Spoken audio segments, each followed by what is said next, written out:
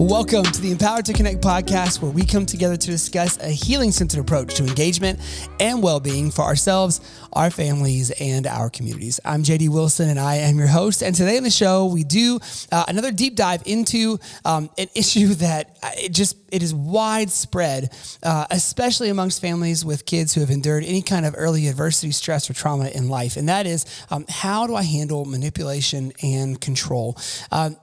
The late, great Dr. Karyn Purvis has an incredible video on this on our YouTube channel. And so we are going to watch this. And so if you're listening via audio, you will hear the audio of her teaching on this. It's about a 7-minute chunk of video where she lays out some big overview principles. And then we are going to take that, and Tona, Becca, and I will do a deep dive into some very practical extractions and steps for what that looks like as you parent in this situation. I think it's an incredibly helpful, practical episode, and I think I've said this every week recently, and I do mean it.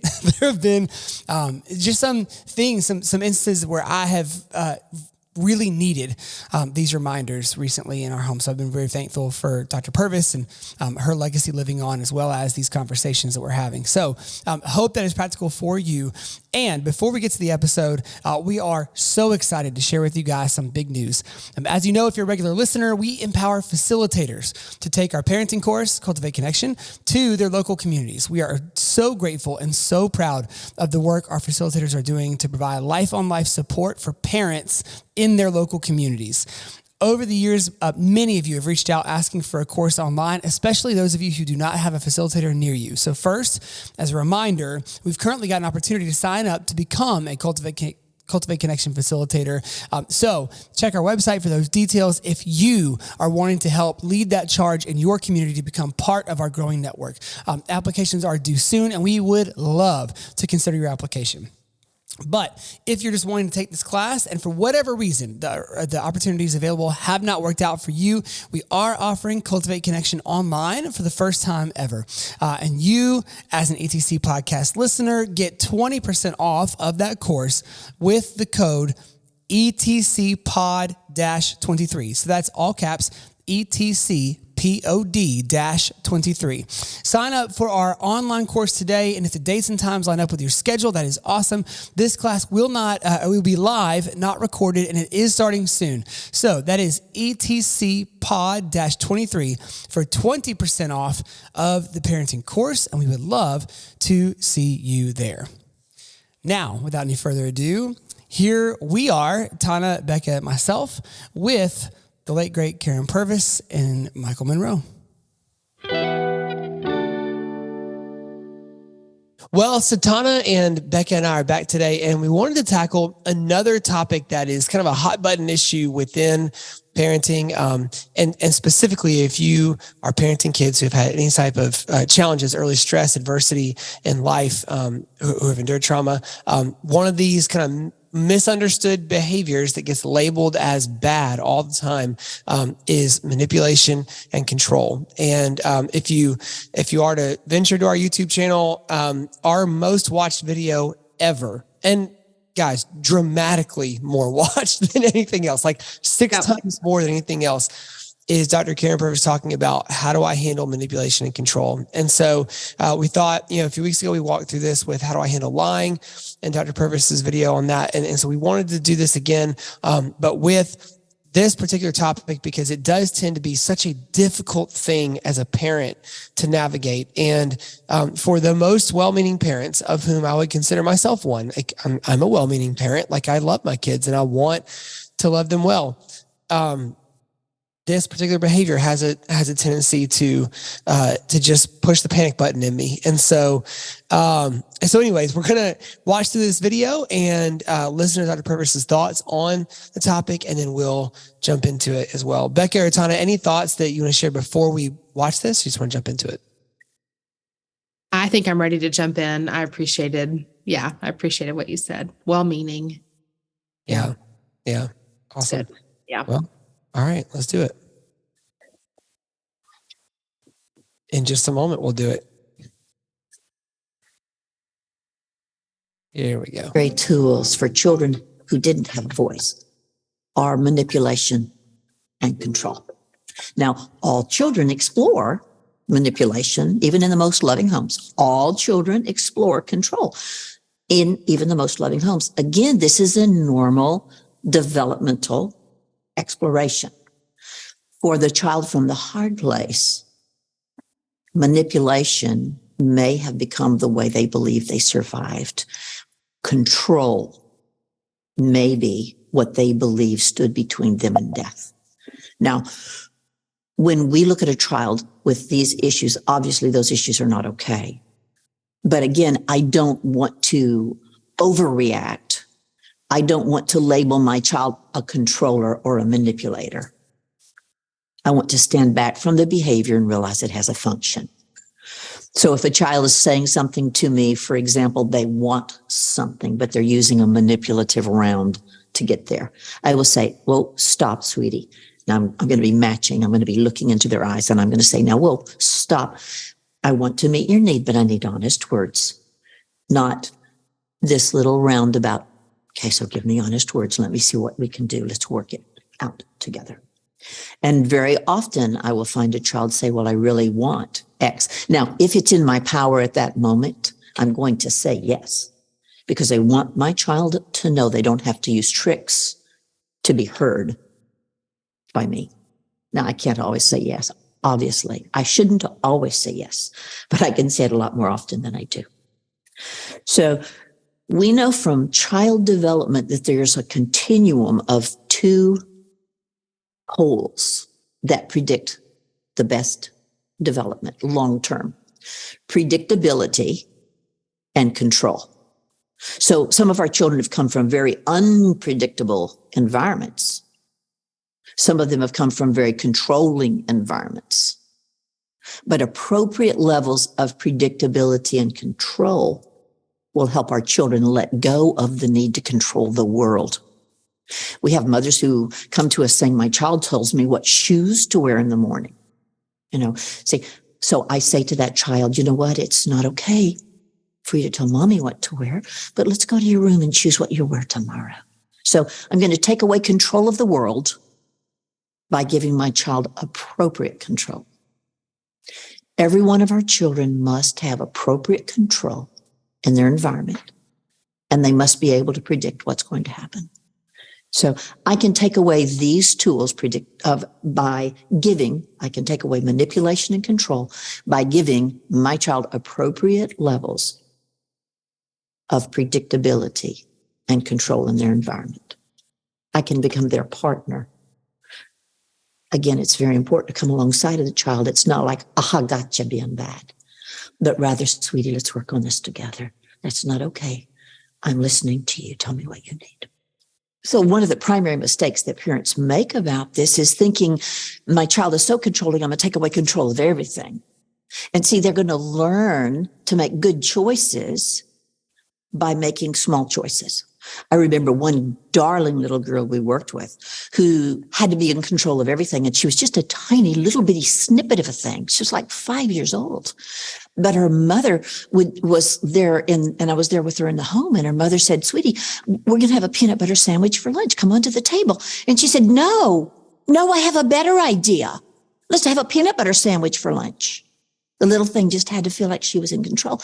And so we got down at her height and we looked her in the eye and said, no, Mama already decided on the sandwich, but you could decide between these 3 fruits for our dessert. What do you choose? So see, I'm going to let a child have some control. I'm sharing power. They're going to practice making choices in a controlled environment so that they don't have to take over the world.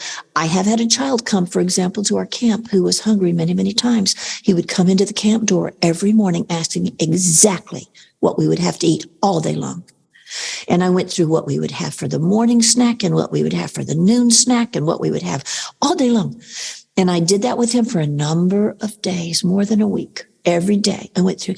And one morning he came in and I said, sweetheart, today, would you go with me and look in the kitchen and let me show you? We have so very much food. And I promise you, you're never going to be hungry here. But just for today, would you trust Miss Karyn? I'm going to meet every hunger need you have. And you just get to be a little boy today. So for that little period of time, that little boy could practice trusting me just that long, just a few hours, that there was plenty to eat. Our children learn to make good choices as they trust that they have a voice, and as they trust that we see what they need. And in that environment, they will give up control and manipulation in terms of relationship. Manipulation and control are issues that really challenge a lot of parents. I know they do me and my wife. When our kids are exhibiting manipulative and controlling behaviors, I often take that as a personal offense. I take it as a challenge to my authority. I take it as a challenge to my role as dad. And while manipulation and control are not okay when they're exhibited by our kids, I can't allow all of the emotions and the reactions that I feel to get in the way of looking deeper, below the surface of that manipulation and control, to see what's really going on. What is it that my kids are trying to tell me? What is it that they really need? The truth is that manipulation and control by our kids is often really just their way of inappropriately expressing a need.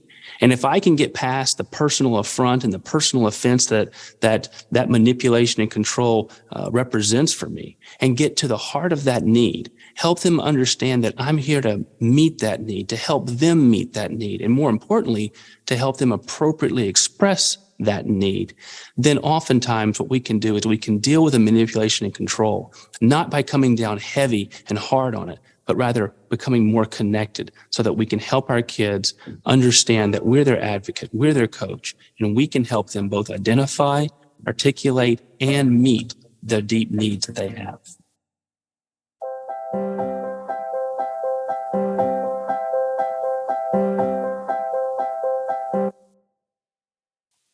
All right.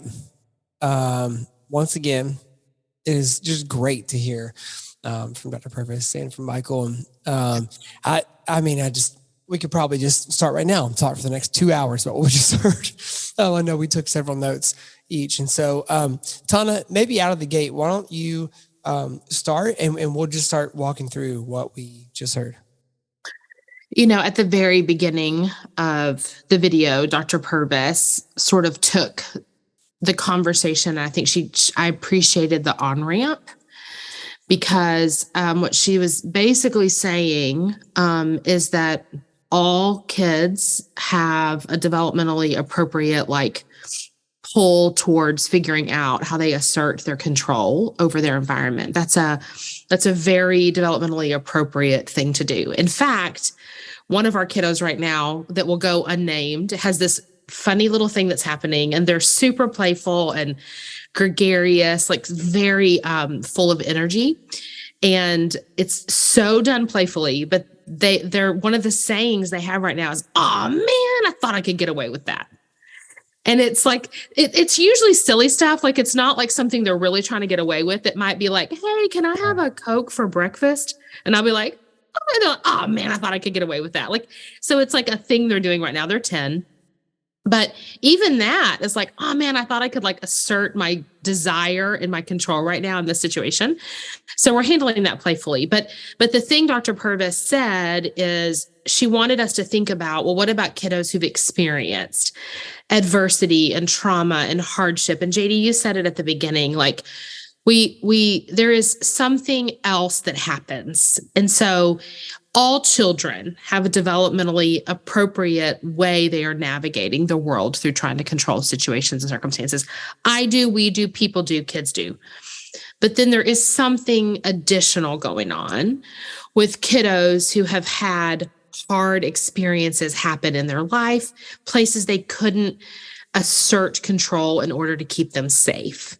So that's when she said, they may think they need to control the situation to live. And that may sound dramatic to us, but I think as we navigate this conversation, I would love for you that are listening to think about maybe your kiddos who haven't really had very many hard things happen in their life, and their circumstances and situations have been fairly safe. This still applies to them. Then what about the kiddos that have not had the benefit of felt safety and the benefit of physical and mental and emotional safety? Something has changed in their brain wiring for understandable reasons that may be amping up their need to control their environment. And all these strategies work for both. So that's my initial thought. To frame it, it's all babies, all kids, but let's really maybe take this conversation to think about the kids who might be exhibiting controlling and manipulative behavior in an adaptive way for a certain kind of reason. Becca? I think too, just thinking about that word manipulation, it has such a connotation of like on purpose. And I think Dr. Purvis reminds us that as humans, number one, we all do things and we all kind of experiment and push boundaries and see what's going to work for us to get our needs met. And then she talked about how that can be even more heightened. But I think, especially when kids get a little bit older, it can feel so personal because it feels like you think, we talked about this a little bit in our last episode, but you just think, you think I'm dumb. Like you think I don't see what you're doing. And so we begin to label a lot of kids' behavior, especially manipulative behavior, as on purpose. And I'll think, the one that comes to mind for me that happens a lot is you're just crying to get what you want. You're manipulating me. You're trying to manipulate my emotions. And I think Dr. Purvis really pushes and encourages us to look beyond that moment and see like, what is the actual need? So maybe like what they're crying about is going to reveal a need for, maybe connection or whatever. Or maybe it's also just revealing a need for predictability and control. Like she said, those are two really big needs that kids have. So I just think, man, manipulation is one of those ones that just, you've got to make that hard shift from willful disobedient on purpose. And so when she was talking, I was thinking about that just right out the gate. Michael summarized it. He said, you need to get to the heart of the need, like the heart behind what's going on behind that behavior. I don't know if y'all do this. I tend to attribute like peer level contextual knowledge to our kids. So like, when there's something, if there's a manipulation perceived, I will perceive that as this kid knows what they're like. Yeah. It might be a 7-year-old kid who is doing this not out of a 39-year-old's, life knowledge and societal information, right? So like that's always a hard thing for me to overcome, is to remember sometimes the things that are being said like out of a true feeling without a knowledge of what the contextual meaning is, right? Yeah. And so I know the contextual meaning, so I'm like, this kid. But it is hard. And generally when we can get out of fighting that layer and go back into the deeper layers, which is difficult, it is there that we find the empathy, right? When you start to see the deep need that's being expressed and you can see the pain that it takes to express it in that way, that's where the sweet spot is. But it is very hard to get there sometimes. Yeah. I appreciate that, JD. That made me think of like that idea of assigning intent. Yeah. Because it's so normal for us to, and Becca, you said it, like they're crying to, get my, attention or whatever. Well, I think maybe my next question is, well, what if they are? Okay. Like, what if they are doing it that way?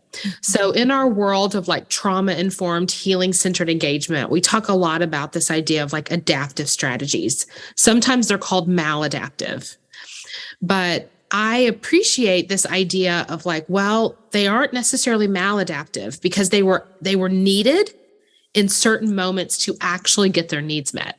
So like, what if a kiddo has learned that behavior as a skill to be cared for or get the attention they need or to use their voice or to do whatever? Like, then it was adaptive. Now they may be in a new situation or they've grown up or they're in a situation where they don't need to do it that way anymore. That's why we would sometimes call it maladaptive. But what if we think about, okay, so what if they are quote unquote manipulating you? What if they are trying to control you? Dr. Purvis used the example of the little girl that's like, I have a really good idea. Let's have peanut butter and jelly, you know? And that sweet baby is actually trying to manipulate the situation. Why? Or control it. Why? Oh, because she needs to. Yeah. Why? Oh, because she's had a million transitions in her little life. Maybe some difficult things have happened to her that she didn't have control over. And her brain has said, control or die, control or you're in pain. So why does she need to control? Okay. Then we have this insight. We're working, as Michael said, to get to the heart of the matter. Yeah. Then we've got some places to go. So it's that, I think we talk about this a lot, but I think about the idea of like honoring their adaptive strategy. Like, what if we could like flip the whole script on the situation? This is so hard to do. I'm going to say this like this is easy. But what if you have a kiddo that is like really exhibiting some controlling behavior? What if instead of this sort of negative way of viewing that, we could say, what a strong kid who is like doing their very best, that is showing up with tenacity and grit and fight and capability, and they're bright and they're like showing up in order to get this situation to serve them. Like, what if we try not to take it personal and we honor like what they're up to? That's a bright kid. Like, I have this one girlfriend that, man, her little pumpkin is like real good at this moment. And sometimes I'm just like, I know it's hard as mom, but like, can we delight in that little dude's like spunky behavior, like what he's up to there? Because then we can like get curious about how to replace it with something else. And I know we can get into the nitty gritty of like some of the what or the how, but I think we just have to like flip the whole script here. Yeah. Well, we're not erasing those skills. You're learning to teach them to contextualize them, right? Like that toughness, that leadership, that ability to take command is still an extremely valuable set of skills. It just needs to be taught how to be used in proper context, you know, and that context had not previously been in submission to somebody else, right? So like you're just kind of learning how to, like, when there is trust that can be there, you don't have to use that control in that setting. And at some point in life, there will be a need to use that leadership and to use that ability to have confidence in your decision making. And so that was shared to me. I remember hearing that years ago, and it has helped me to remember that and say, to shake my head or pound against the wall and be like, I hate it right now. But we're getting to shape it and shift it so that it'll be a massive blessing to the world one day. And then we think about world leaders and those who have had monumental impacts. And a lot of times there was struggle and strife early on in life that helped to shape and mold some of those skills. And so why don't we talk about some of that now, some of the strategies and the supports that we can give in these situations? Yeah, I think the way we can frame it, and we can talk about some of the logistics. I want to point out what Dr. Purvis said, because this is the heart of like probably all of the ideas we're going to share. And it's that every child needs an appropriate amount of control and an appropriate level of predictability. So the solution, if you will, to manipulation and control is shared power or appropriate control and predictability. Because it's that lack of predictability or them not having, they've either been in situations, maybe even in your parenting, where there was hyper control or there was no control that was being demonstrated by the parent. So we can be overly controlling parents and give our children no ability to control anything. They're going to fight for control, as a human should. Or there was no structure and there was no boundary, and they are absolutely in control. So they've learned that that's what's needed. So they will continue to assert control. So when they are in context where there's too much control or a control void, they control. Or an environment where everything is scheduled and there's no flexibility. Maybe they feel stifled. So too much predictability or too much rigidity, if you will. They might be pushing up against that if that's their personality. Or if they've been in situations where things were very unpredictable. Like this can just be like, I mean, I don't know about y'all, but I think about this a lot with sometimes in the summertime.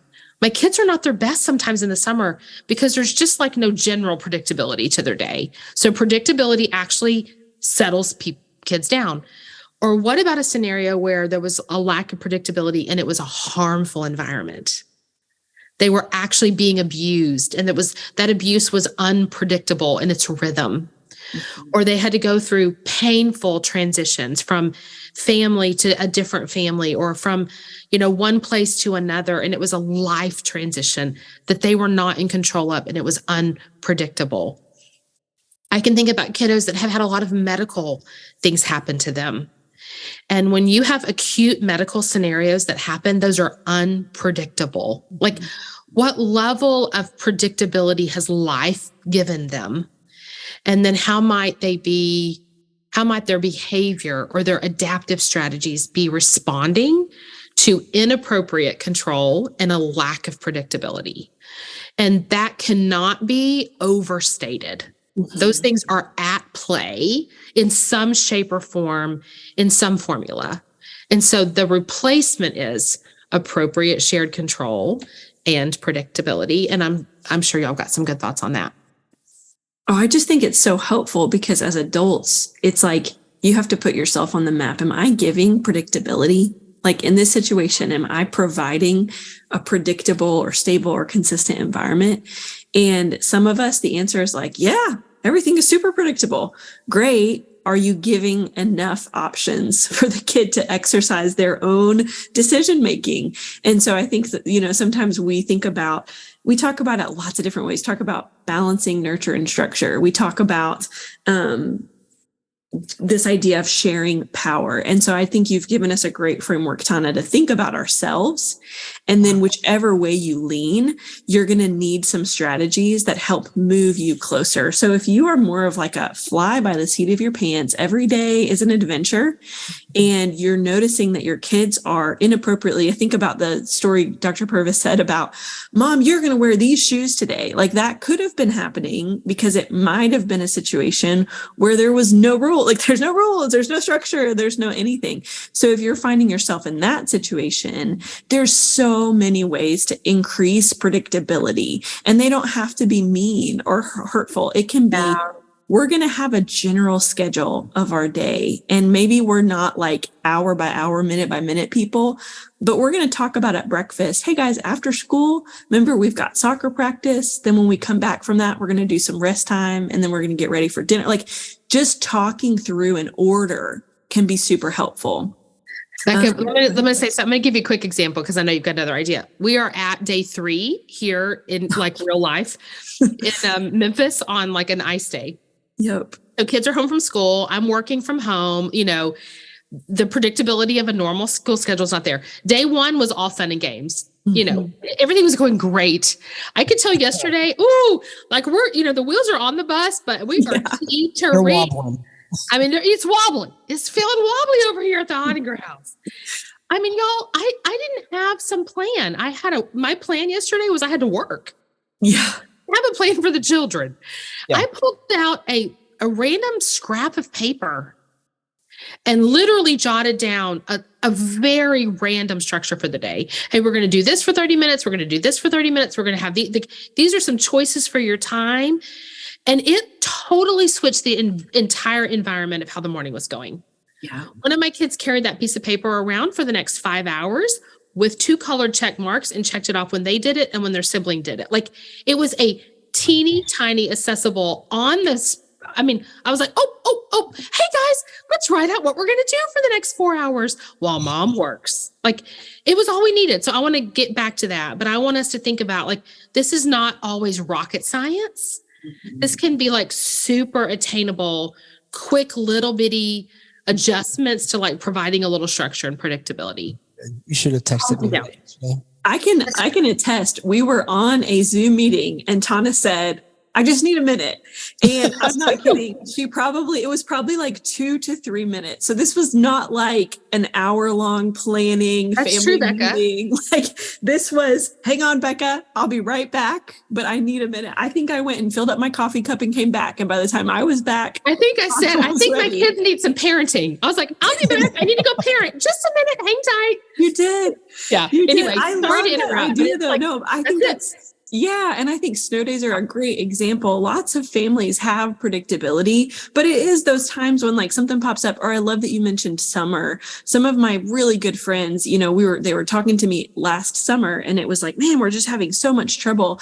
And we just talked it out a little bit and we all kind of came to the conclusion, like maybe it's because like it's summer, like there's been no structure. There's been no predictability.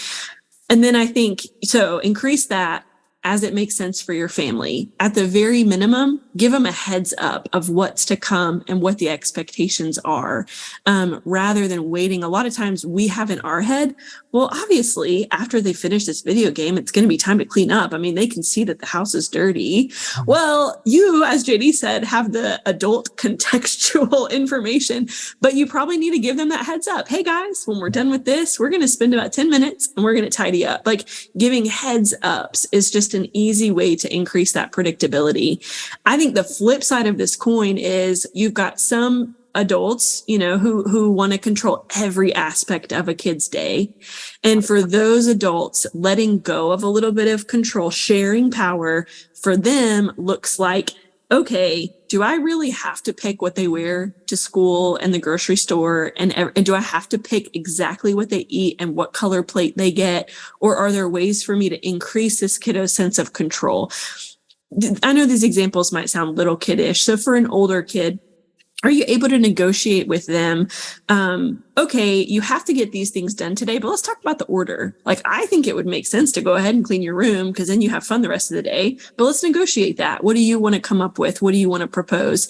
Tona, I've never heard anyone teach about negotiating with kids as well as you can. So I wonder if for a second we could talk about that, because I think it's a kind of counterintuitive strategy that we love here at ETC to talk about and think about.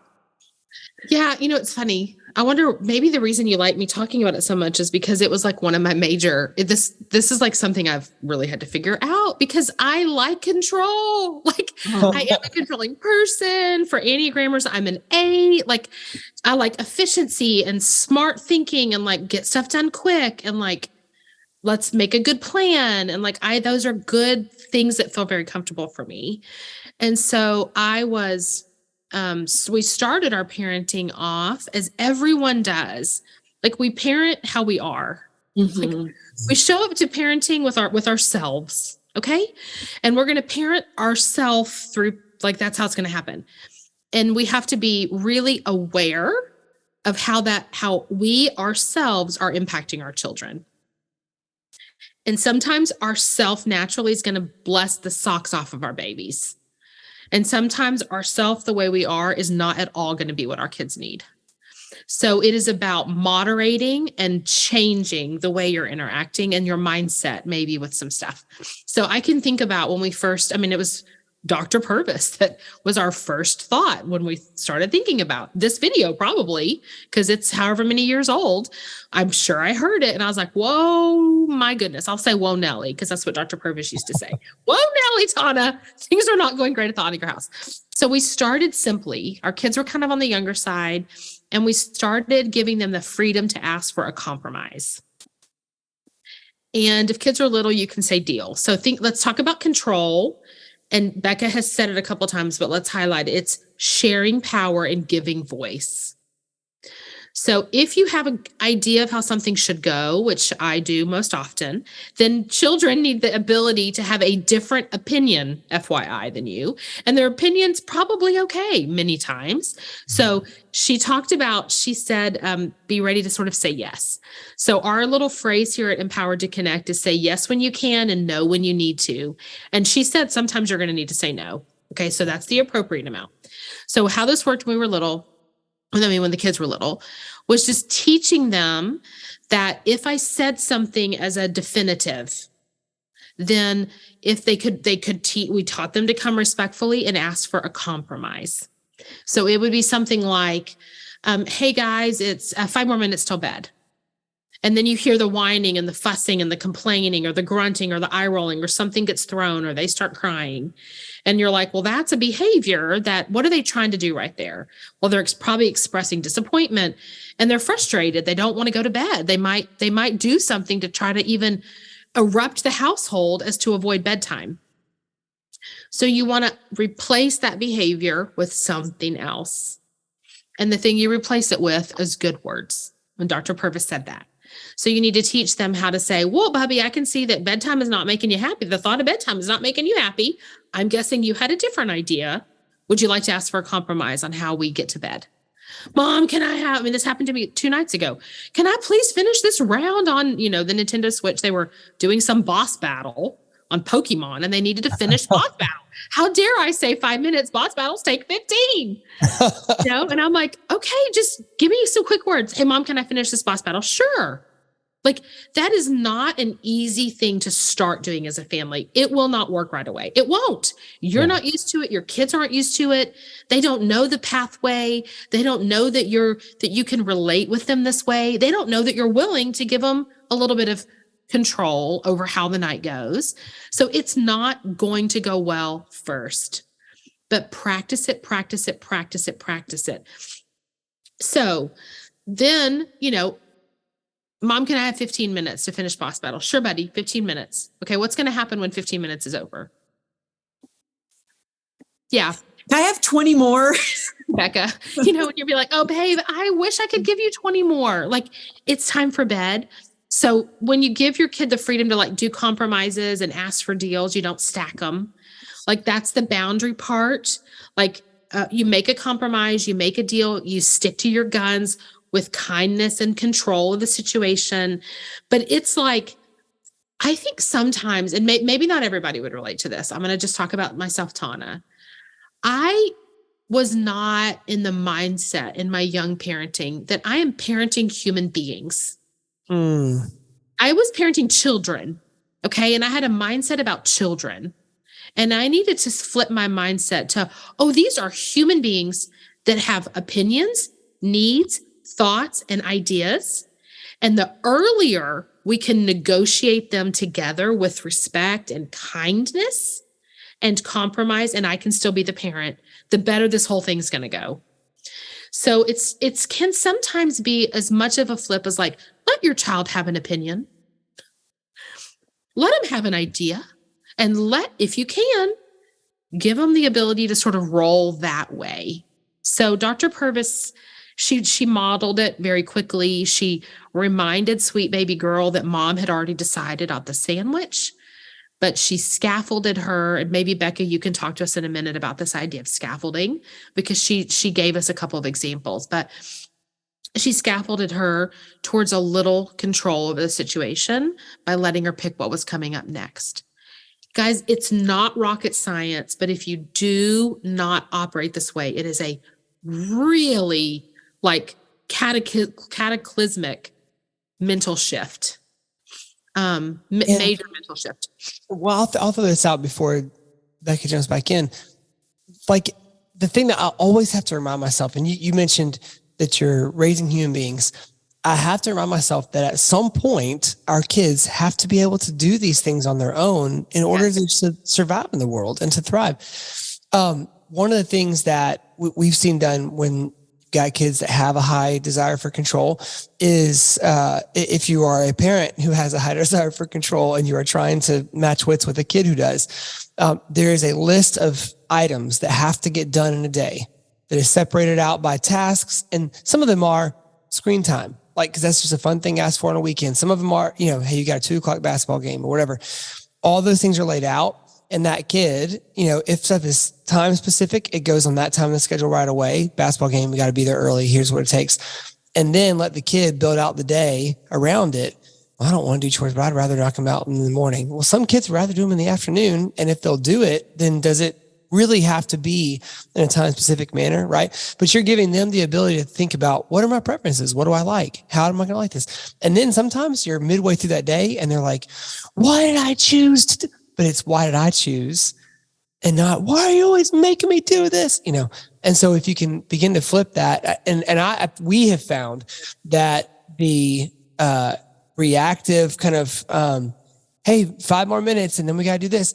If there was not a preface in there, just in our home, that goes way worse than when they're starting the game, it's like, hey, I'm not totally sure when we're going to have to cut you off, but just know when we do, here's what we're doing next. So that's on the table. It's coming. You guys can play for a little while and then we'll give you some warning, and just know that after that, we're going to do this. And that helps to give a little bit of a break from the anxiety of immediately when it's like, hey, 5 more minutes. No. Instead now it's like, can we do 10 more minutes, please? We're almost done with this. That kind of thing, like you mentioned. And so I love it. That's revealing in advance, providing predictability, like all of those things. I don't think that we can understate how, like, literally a small shift in that can change like the tone of like the whole night. Sometimes I'll tell my kids something and I'll hear myself say it and I'm like, well, why did you want to make them mad?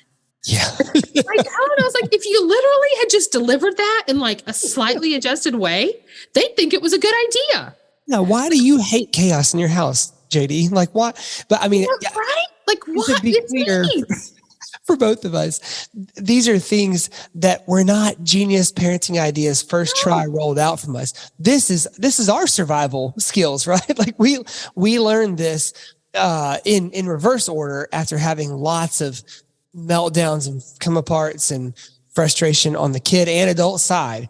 There were some tactics that we saw worked. And to be clear, for some of our friends, these tactics do not work in the way that I'm sharing them right now. So this is just going to take knowing your kids, knowing their personalities, knowing your personalities, and then you're managing an ecosystem in a home with all those things combined. So it's trial and error. You are going to fail some at first. There will probably be tears at some point early on, but it's getting back up. It's trying again, and it's trying these different mechanisms until you figure out what your kids need and what you need in order to thrive in that setting. So one thought on that, and then I do want Becca to talk to us about scaffolding specifically, because I think it's important. JD, when you were talking about like that, giving them the little heads up, I mean, really think about how are you delivering your information or your predictability to your children, right? And this is me.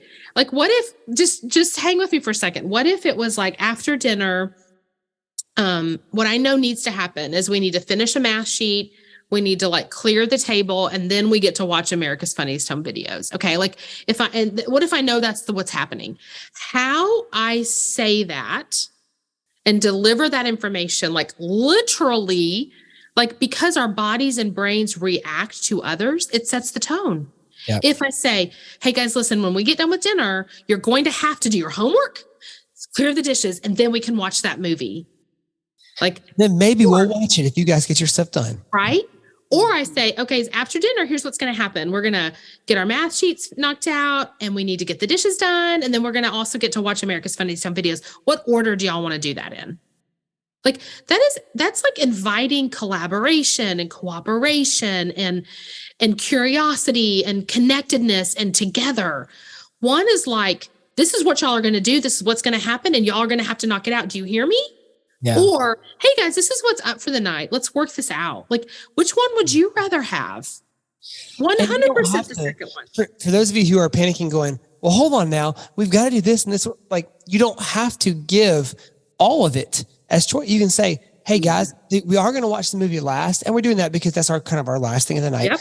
The other 3 things we can, if we need to do math before clearing the table, we can't, and you can kind of give those, work that out together, but you don't have to make variable the things that can't be variable, if that makes sense. Mm-hmm. Man, so many great things. One thing I just want to say is like, when kids are disappointed, they're going to express it.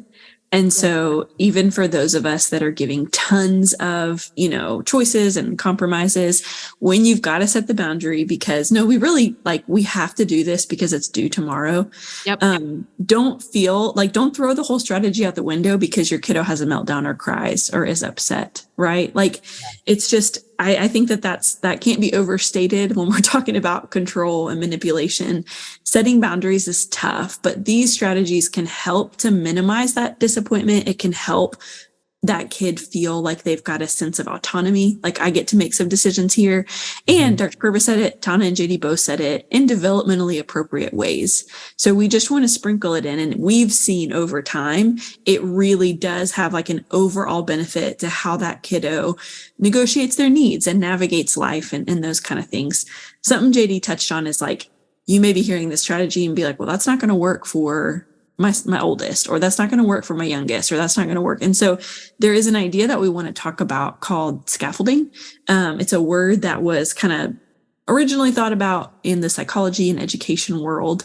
And it's basically this idea that when you are trying to help a kid develop a new skill, so an example that comes right to mind is when a kid's learning to read, we don't just like grab our 3-year-old and open a chapter book and start reading. Like, we don't just like expect them to go from they can't read to here you go, kid, it's time to read. Like we don't just throw a book in front of them.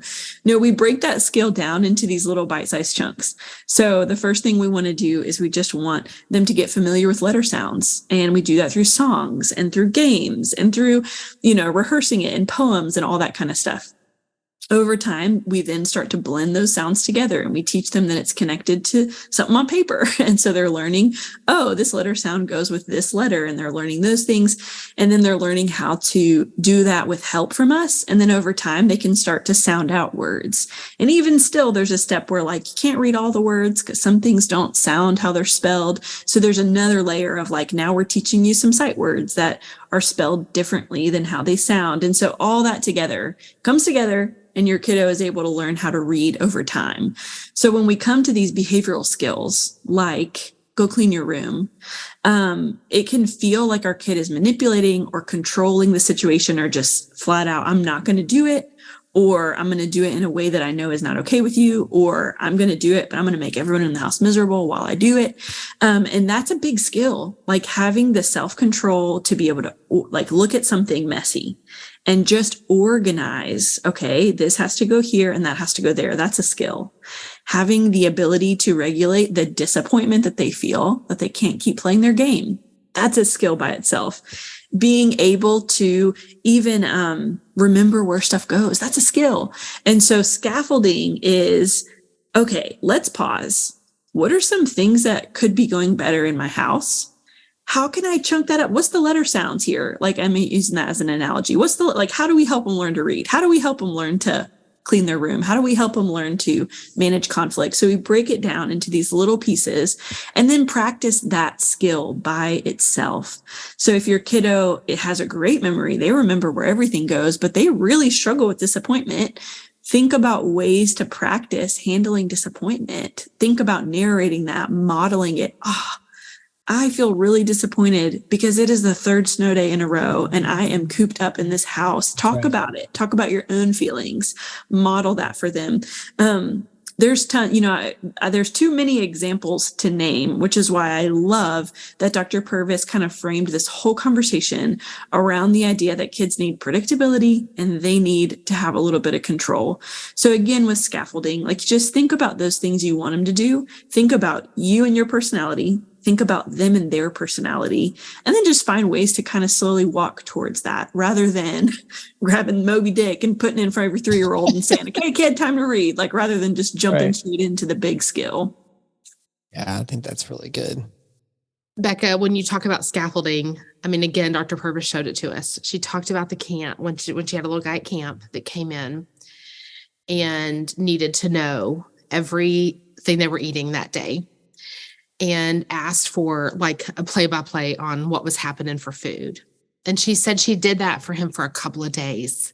And then a few days in, I don't know if you caught it, but she said, can you trust me today that we have all the food that you need to stay full? And so what she did right there was provided the needed amount of support for that little guy to feel safe on day 1. And then she provided the needed amount of support for him to feel safe on day 2.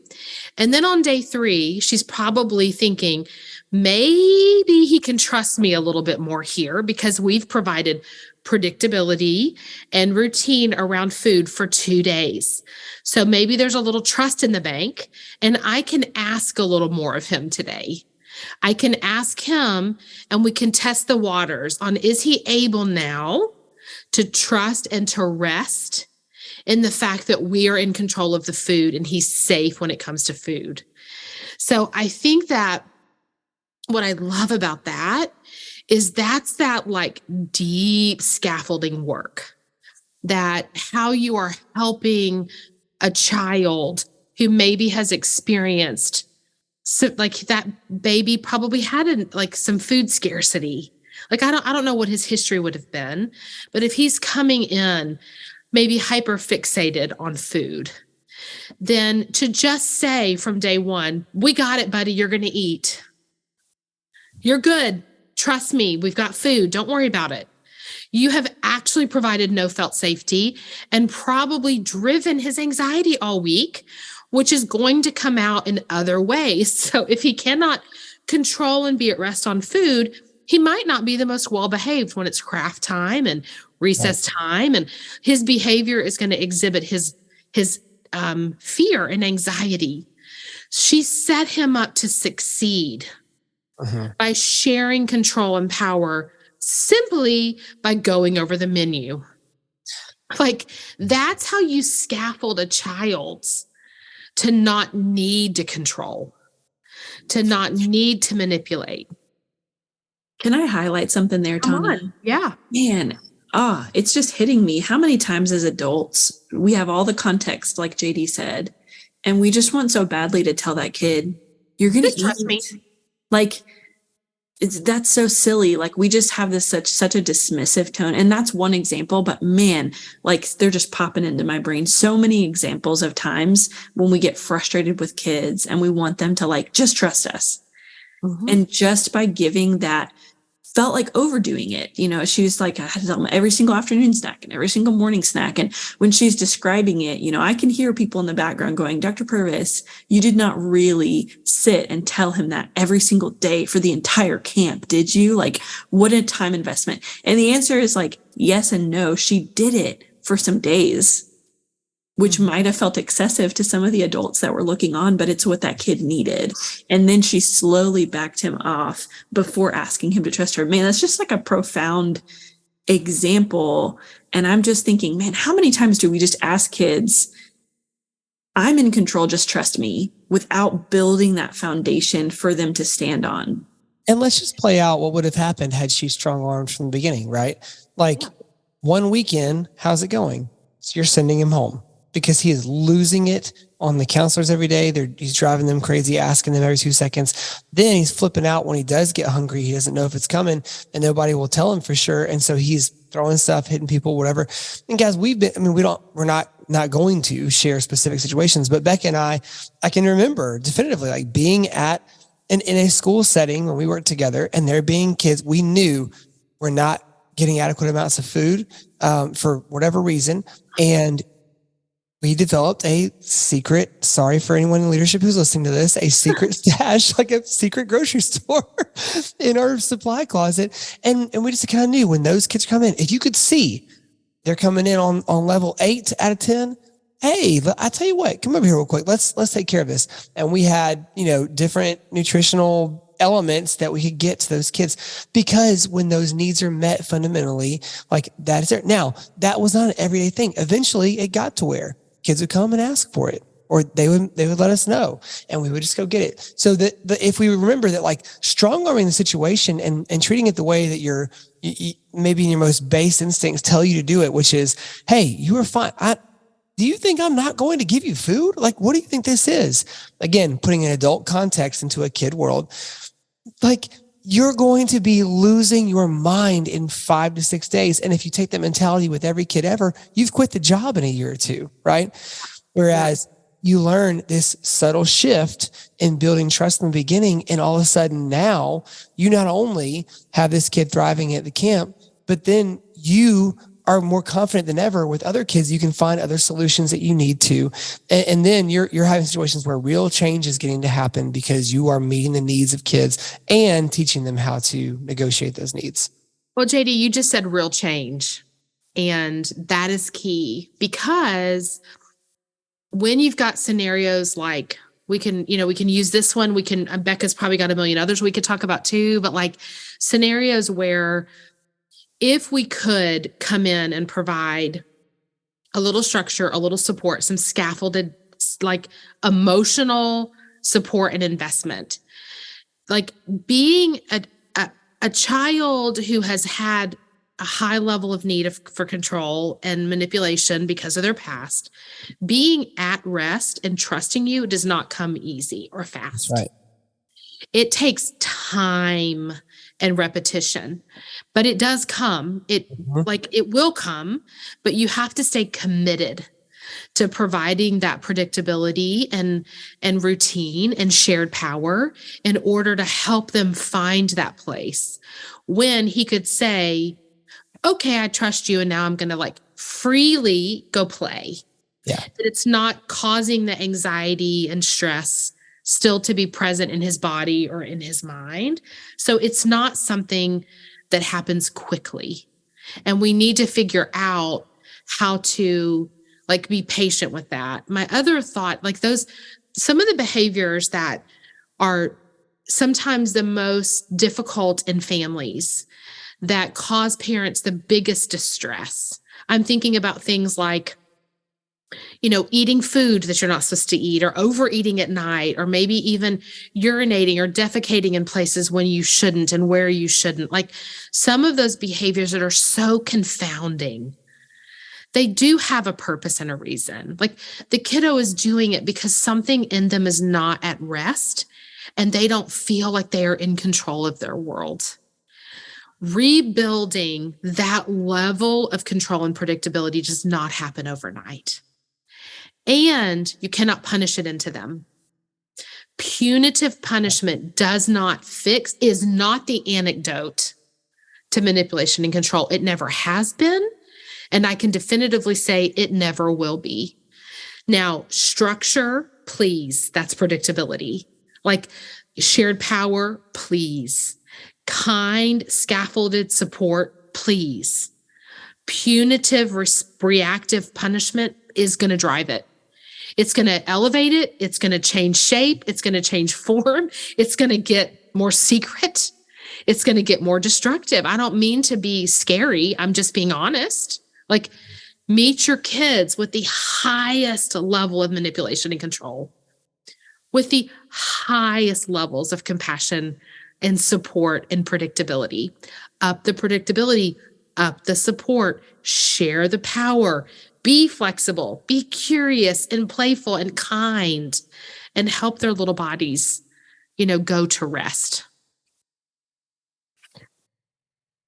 Man, I think we can keep going all day if we needed to on this. I do feel like we're getting to a good place to hit the pause button on this day of talking about this.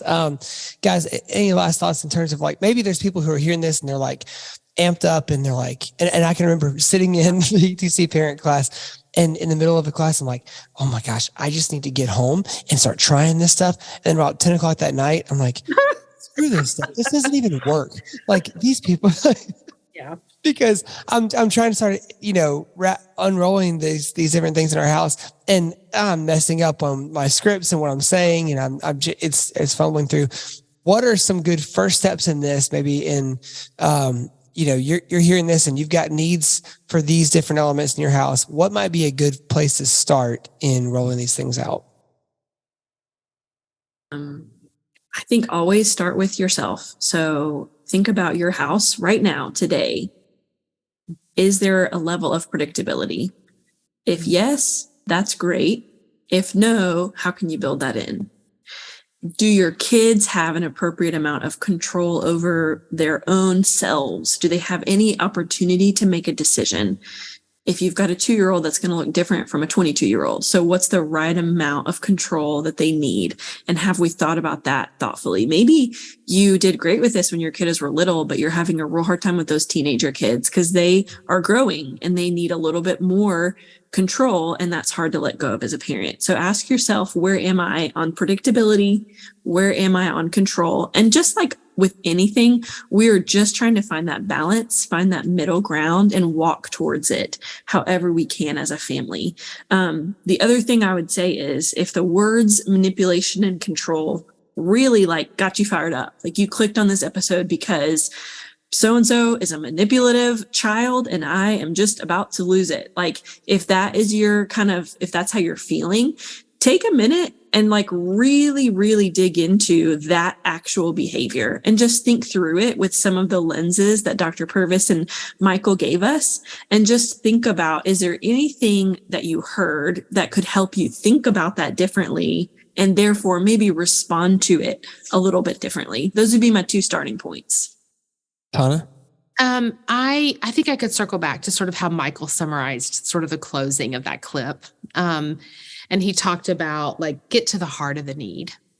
So get to the heart of the need. And then he said 3 other things, which is help them identify, articulate, and meet that need in a different kind of way.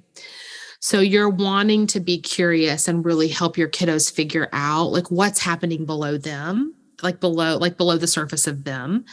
And then meet the need, help the kid, meet the child's need. Don't dismiss it. Don't ignore it. So get to the heart of the matter, identify, articulate, and meet the need. If I'm thinking just practically, a lot of times I will hear philosophical ways to start. Tony, you're talking about that, like identify, meet the need, all that. And I will say, no, literally, what do I do? Like, tell me the first step.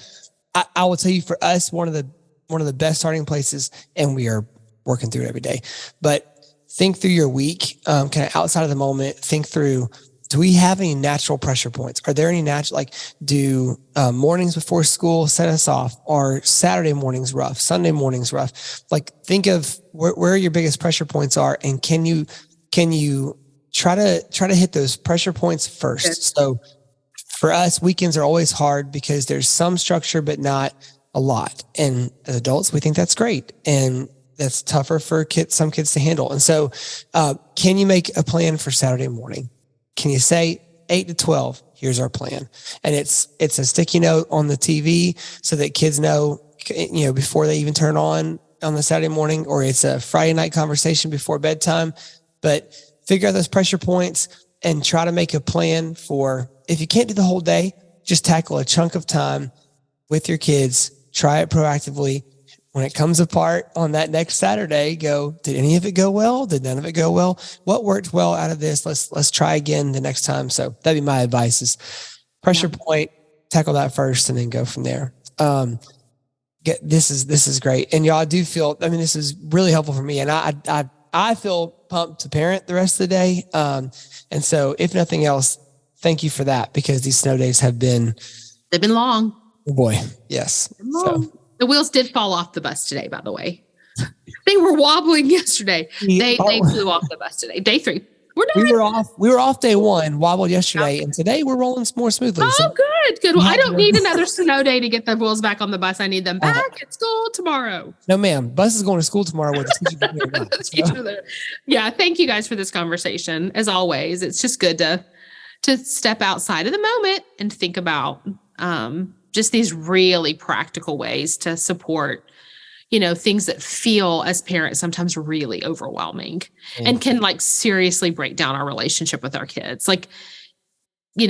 Manipulation and control can absolutely wreak havoc in your individual relationship with a child. Yeah. So just having a minute to think about, how am I thinking about this idea? And then to your point, JD and Becca, take a few really practical steps to make a few slight adjustments. And the watershed of that can restore a relationship. Mm-hmm. And it really and truly can. So yeah, I appreciate y'all listening today.